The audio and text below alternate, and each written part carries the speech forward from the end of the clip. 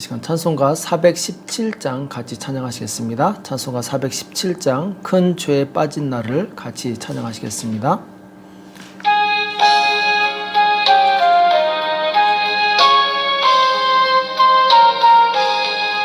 큰 죄에 빠진 나를 주 예수 건지사 그 넓은 품에 다시 품으신 은혜는 저 바다보다 깊고 저 하늘보다 높다. 그 사랑 영원토록 나 찬송하리라. 날로 더욱 귀하다. 날로 더욱 귀하다. 한이 없이 넓은 우리 주의 사랑 날로 더욱 귀하다. 옛날에 유대 땅에 주 예수 다닐 때 그 은혜 받으려고 큰 물이 모였네.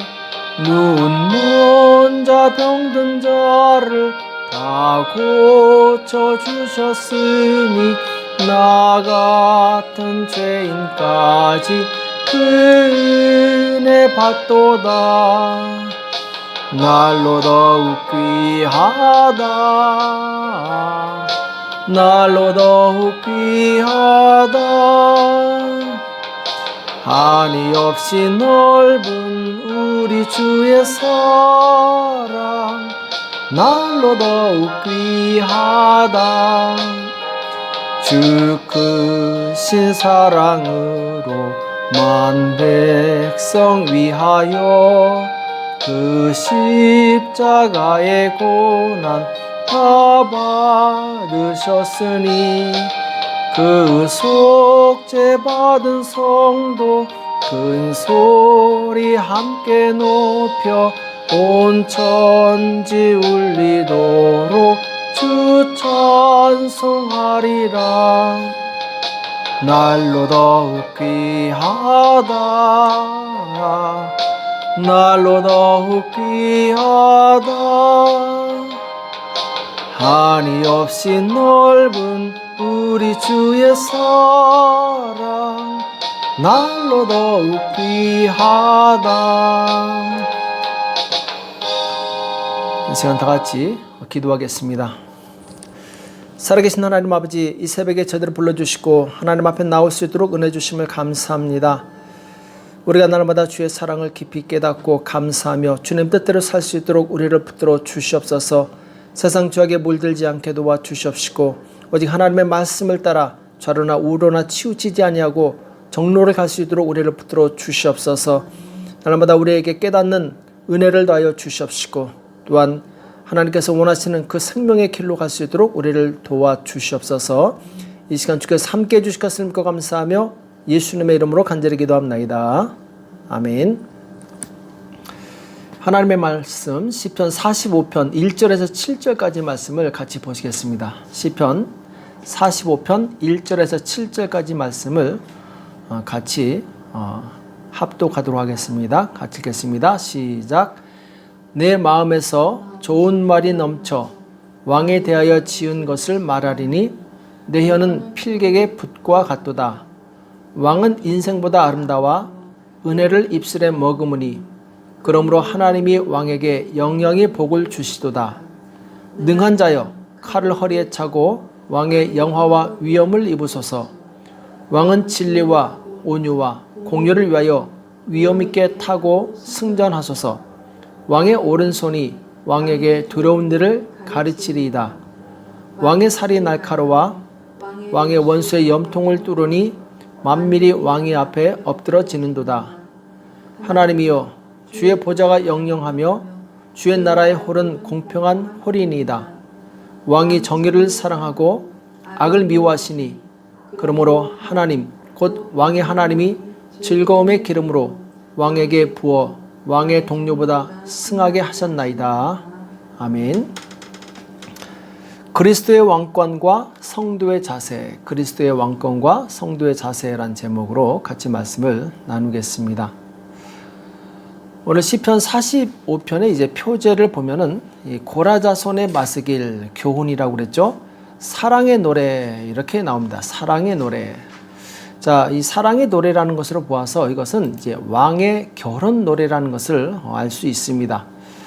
실제로 보면 앞부분은 이제 왕에 대해서 나오고 또 뒷부분은 이제 왕후에 대해서 말씀을 하고 있죠. 자, 그럼 어느 왕의 결혼이냐 여기에 대해서는 이제 의견이 학자들마다 분분합니다. 어떤 사람은 솔로몬이다, 혹 어떤 사람은 아합왕이다, 혹은 이제 요람이다 이렇게 견해가 다양히 있는데 저는 이제 솔로몬의 결혼이라는 것을 이 설을 가장 유력하게 보고 있습니다. 오늘 이 왕의 결혼식이지만 자 이것은 나아가서 그리스도의 이 신부에 대한 곧 교회에 대한 예언으로 우리는 오늘 말씀을 받아들일 수 있습니다. 왜냐하면 성경에서는 보통 1차적으로 그 당시 사회적 사건을 말씀하고 있지만 2차적으로는 미래 그리스도의 나라, 그리스도의 왕국에 대해서 말씀하고 있기 때문에 그렇습니다. 자, 오늘 2절에 보면은 이 왕의 축복에 대해서 말씀하고 있는데 2절 같이 보겠습니다. 왕은 인생보다 아름다워 은혜를 입술에 머금으니 그러므로 하나님이 왕에게 영영이 복을 주시리로다 이렇게 말씀하고 있습니다. 자, 하나님께서 왕에게 영영이 복을 주시는데 자, 왕이 다른 모든 사람보다 더 아름답다라고 말씀하고 있습니다. 자, 그 이유는 무엇이냐? 그 입술에 하나님의 은혜의 말씀이 있기 때문이다 이렇게 말씀하고 있어요. 왕은 하나님께 백성을 통치하는 직분으로 기름 부음을 받은 사람입니다. 그래서 왕은 하나님의 이 명령을 전달하는 사람이고 그 하나님의 명령을 전달하는 그 입술은 은혜로울 수밖에 없는 것이죠. 하나님의 은혜의 말씀을 전달하는 사람은 다른 모든 사람들보다 더 아름다운 직분을 가진 사람입니다. 오늘날 주의 복음의 이 전달자들, 자, 이 사람들은 다른 사람들보다 아름다운 직분을 가진 사람이라고 볼 수 있습니다. 왜냐하면 그 복음은 영혼을 살리는 생명의 복음이기 때문에 그렇습니다. 그런 자들에게 하나님께서는 복을 주신다 이렇게 말씀하고 있어요.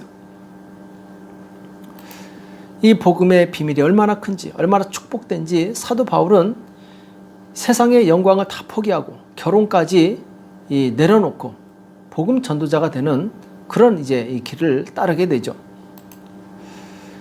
자, 3절에 보면은 이 왕은 어떤 사람이냐? 곧 백성에게 정의를 가르치고 공의를 행하는 자라고 말씀하고 있습니다. 3절에 보면은 능한 자여 칼을 허리에 차고 왕의 영화와 위엄을 입으소서. 자, 이 칼을 허리에 찬다. 이 말은 곧 전쟁을 준비한다는 것이죠. 여기서 말하는 전쟁은 혈과 육에 대한 전쟁이 아닙니다. 곧 진리를 지키기 위한 전쟁이죠. 그래서 에베소서에 보면은 칼을 성령의 검, 곧 하나님의 말씀이라고 말씀하고 있습니다. 예수님께서도 이 땅에서 이 대적하는 자들을 향해서 무기를 가지고 싸운 것이 아닙니다. 말씀으로 싸우셨어요. 마태복음 8장 16절에 보면은 저물매 사람들이 귀신 들린 자를 많이 데리고 예수께 오거늘 예수께서 말씀으로 귀신들을 쫓아내시고 병든 자를 다 고치시니 자, 예수님께서 말씀으로 귀신을 쫓아내시고 병든 자를 고치셨다. 이렇게 말씀하고 있어요. 그리고 말씀으로 많은 영혼들을 바로 죄에서 구원하시게 되죠. 예수님은 말씀으로 싸우셨습니다. 예수님을 따르는 우리 성도들 역시 말씀으로 싸워야 될 줄로 믿습니다. 이것이 바로 성도가 싸워야 될 영적 전쟁이죠. 자, 히브리서 4장 12절에 보면은 말씀의 능력에 대해서 말씀하고 있는데 하나님의 말씀은 살았고 운동력이 있어 좌우에 나선 어떤 검보다도 예리하여 혼과 영과 및 관절과 골수를 찔러 쪼개기까지 하며 또 마음의 생각과 뜻을 감찰한다고 말씀하고 있어요. 그래서 우리는 이 말씀을 가지고 세상에서 바로 진리를 바로 판단하고 진리를 행할 수 있어야 됩니다. 공의를 행할 수 있어야 돼요. 그래서 왕에게 있어서 가장 중요한 임무는 무엇이냐? 진리를 따라서 백성들을 공의롭게 재판하는 것입니다. 솔로몬이 왕이 되자마자 제일 먼저 하나님께 구한 것이 무엇이었습니까? 바로 지혜인데 이 지혜는 무엇을 위한 지혜냐? 백성들을 공정하게 재판하기 위한 그런 지혜였죠. 오늘 4절에서 7절에 보면은 왕은 진리와 온유와 공의를 위하여 위엄 있게 타고 승전하소서. 왕의 오른손이 왕에게 두려운 일을 가르치리이다. 여기 보면은 진리, 온유, 공의에 대해서 말씀하고 있고 5절에 보면은 왕의 살이 날카로워 왕의 원수의 염통을 뚫으니 만민이 왕의 앞에 엎드러지는도다. 자, 말씀을 가진 왕은 백전백승이라는 것이죠. 모든 적을 다 이길 수 있다는 것이죠. 또 6절에 보면은 하나님이여 주의 보좌가 영영하며 주의 나라의 호는 공평한 호련이다. 자, 공평한 표현을 말씀하고 있죠. 공평, 공정, 진리, 진실 다 같은 말이죠. 7절에 보면은 왕이 정의를 사랑하고 악을 미워하시니 그러므로 하나님 곧 왕이 하나님이 즐거움의 기름으로 왕에게 부어 왕의 동료보다 승하게 하셨나이다. 자, 우리가 승리하기 위해서는 정의를 사랑해야 됩니다. 그리고 악을 미워해야 돼요. 자, 악을 미워한다는 표현을 잘 기억하시기 바랍니다. 악을 미워한다는 것은 아까 싸워서 이겨야 된다는 것을 의미하죠. 보통 한 국가가 만들어지려면은 먼저 국민을 통치할 법이 있어야 됩니다. 좋은 법이 있고 그리고 그 법대로 다스려지는 나라가 가장 살기 좋은 나라입니다. 하나님 나라에도 법이 있습니다. 구약에서는 율법이었고 신약에서는 바로 복음의 법, 예수님의 말씀이죠. 국가도 보면은 법을 지키지 않는 사람들을 격리시킵니다. 그래서 교도소에 보내서 세상에서 이 사회에서 어울리지 못하도록 합니다. 왜냐하면 국민으로서의 자격이 없다고 판단하기 때문에 격리하는 것이죠. 하나님 나라도 마찬가지입니다. 하나님의 법을 지키지 않는 자에 대해서는 하나님께서는 격리시킵니다. 자, 하나님께서 이스라엘 민족을 애굽에서 구원해 내신 다음에 시내산으로 인도하시게 됩니다. 거기서 이제 백성들에게 율법의 말씀을 주십니다. 이 율법은 하나님의 백성이 지켜야 될 바로 법이죠. 이 법을 지킴으로 이스라엘 민족은 하나님의 백성이라는 증거가 됩니다. 또 하나님께서는 성막을 만들게 하십니다. 성막은 율법을 어긴 자에게 베푸시는 하나님의 사랑을 의미하죠. 그래서 죄를 지었을 때 짐승을 잡아 그 피를 흘림으로 그 죄를 속하는 의식을 성막에서 하게 되었습니다. 자, 그런데 이 이스라엘 백성들이 이 하나님의 법과 이 복음을 가지고 있었음에도 불구하고 가나안 땅에 들어가지 못합니다. 그 이유는 바로 하나님의 법을 어겼기 때문에 그렇죠. 법을 몰라서 어긴 것이 아닙니다. 알면서 어겼어요. 오직 하나님의 법을 지킨 여호수아하고 갈렙만 이 가나안 땅에 들어가게 되죠. 또 가나안 땅에 들어간 다음에 그 후손들이 들어간 다음에 하나님께서는 이제 부지 중에 이 살인한 자를 위해서 6개의 도피성을 주셨습니다. 근데 이 도피성의 특징이 무엇이냐? 오직 실수로 죄를 범한 사람만이 들어갈 수 있다는 거죠. 고의로 죄를 범한 사람은 결코 들어가지 못합니다. 피하지 못하고 곧 죽음을 맞이하게 됩니다. 이것은 바로 우리가 하나님의 법을 일부러 어겨서는 안 된다는 거죠. 알면서 어겨서는 안 된다는 것을 의미합니다. 오늘날 그리스도의 법은 자신의 죄를 인정하고 회개한 자에게 구원을 주십니다. 그래서 예수님께서도 복음을 증거하실 때 회개하라, 천국이 가까이 왔다. 자, 천국에 들어가기 위해서는 먼저 회개를 해야 된다. 죄를 없애야 된다. 이것을 먼저 선포하신 것이죠. 그래서 예수님을 믿는 이 신학의 성도들은 예수님의 은혜로 용서함을 받았지만 그렇다고 죄에 대해서 자유로운 것은 아닙니다. 하나님께서는 용서받은 백성들에게 더 엄격하게 죄를 버리고 하나님을 섬기라고 말씀하고 있어요. 자, 베드로서 2장 20절에 보면은 만일 저희가 우리 주 대신 구주 예수 그리스도를 알므로 세상의 더러움을 피한 후에 다시 그 중에 얽매이고 지면 그 나중 형편이 처음보다 더 심하리니 의의 도를 안 후에 받은 거룩한 명령을 저버리는 것보다 알지 못하는 것이 도리어 저에게 나으니라. 참 속담에 이르기를 개가 그 토하였던 것에 돌아가고 돼지가 찢었다가 더러운 구덩이에 돌아 누웠다는 말이 저에게 응하였도다. 이렇게 말씀하고 있습니다. 여기서 예수님을 믿어 그리스도인이 된 성도는 세상의 모든 더러움에서 구원받은 하나님의 백성입니다. 자, 그런데 그 백성이 다시 세상 속에 들어가서 그 더러움 속에서 산다면은 예수님을 믿지 않을 때보다 더 심하다고 경고를 하고 있습니다.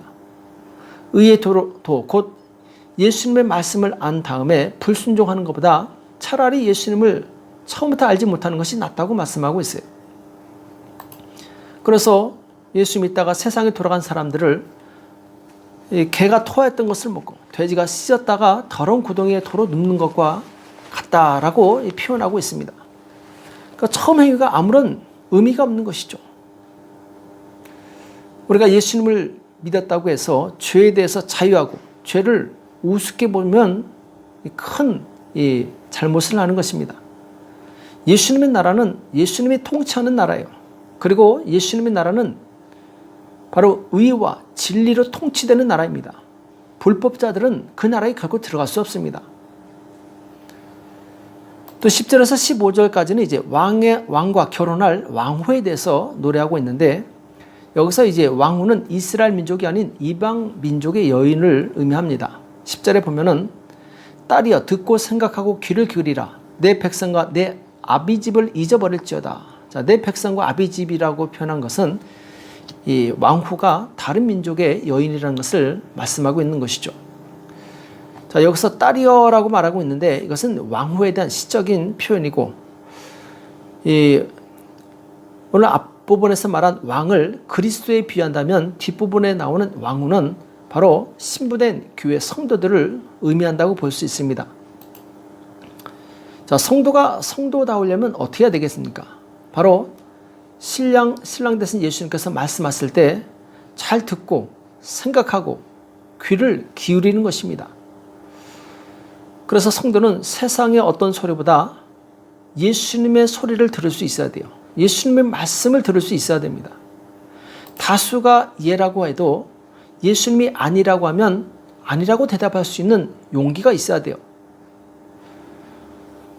그리고 시집을 온 왕후는 자기 백성과 자기 아비집을 잊어버려야 된다, 이렇게 말씀하고 있습니다. 자, 이것은 곧 예수님을 믿었으면 세상 가치관과 세상의 영광을 버려야 한다는 것을 의미하죠. 누가복음 5장 59절 이하에 보면은 어떤 사람이 부친을 장사하러 간다, 이렇게 예수님한테 허락을 요구했을 때 예수님께서는 죽은 자들로 자기 죽은 자들을 장사하게 하고 너는 가서 하나님 나라를 전파하라, 이렇게 말씀하십니다. 그러면서 또 어떤 사람이 내가 주님을 쫓겠지만 먼저 가족에게 작별을 하고 오겠습니다, 이렇게 얘기했을 때 예수님께서는 손에 쟁기를 잡고 뒤를 돌아보는 자는 하나님의 나라에 합당치 아니하다, 이렇게 말씀하십니다. 자, 어떻게 보면 굉장히 냉정한 말씀 같습니다. 그러나 우리가 하나님의 나라를 사모하는 사람이라면 우리가 마땅히 버려야 될 것을 버리고 취할 것을 취하는 용기가 있어야 됨을 말씀하고 있는 것이죠. 오늘 11절에 보면은 그러하면 왕이 너의 아름다움을 사모하실지라 저는 너의 주시니 너는 저를 경배할지어다. 자, 왕이 왕후를 아름다움을 사모한다. 자, 그 이유는 왕후가 자기 민족을 잊어버리고 자기 아비를 잊어버렸기 때문에, 자, 어떻게 보면 냉정한 것 같지만 이제 시집 와서 왕의 부인이 됐다면 왕을 섬기는 자가 되어야 된다는 것이죠. 이제 예수님을 믿어서 하나님의 거룩한 백성이 되었으면 이제 하나님을 섬기는 백성이 되어야 된다는 것이죠. 세상의 인정이나 어떤 혈연이나 학연이나 이것에 끌리지 말고 오직 하나님의 뜻에 입각해서 살아야 되는 것을 말씀하고 있는 것입니다. 우리는 예수님의 그 진리의 말씀이 바로 우리 삶의 중요한 기준이 된다는 것을 기억하시기 바랍니다. 우리가 예수님의 그 진리를 따를 때 예수님께서는 그 진리를 따르는 자들을 사랑해 주시고 그리고 그들을 보호하실 것입니다. 성도는 항상 우리 주 대신 그리스도 예수님의 왕권을 인정하고 그분 앞에서 순종하는 삶을 살아야 될 줄은 믿습니다. 그럴 때 하나님의 백성으로 인정되어서 하나님이 주시는 모든 복과 은혜를 누릴 수 있게 됩니다. 오늘 우리는 그리스도 안에서 그리스도의 법을 따라 사는 복된 성도가 되시기를 예수님의 이름으로 축복합니다. 기도하겠습니다. 살아계신 하나님 아버지, 오늘 우리에게 말씀해 주심을 감사합니다. 우리가 그리스도의 신부인데 신부로서의 정자를 지킬 수 있도록 우리를 붙들어 주시옵소서. 마땅히 버려야 될 세상의 욕심을 버리게 도와주시옵시고 순수하고 순전한 믿음으로 바로 나를 죄악에서 구원하신 그 십자가에서 희생하신 예수 그리스도를 따라갈 수 있도록 우리를 붙들어 주시옵소서. 오늘도 새벽에 기도할 때 주께서 역사해 주실 것을 믿고 감사하며 예수님의 이름으로 간절히 기도합나이다. 아멘. 오늘 말씀 기억하시면서 하나님, 내가 그리스도를 따르는 자가 될 수 있도록, 그리고 세상의 것을 버릴 수 있는 담대한 믿음을 달라고 나라와 민족을 위해서, 교회와 가정과 자녀를 위해서 이 시간 합심해서 간절히 기도하겠습니다. 기도하겠습니다.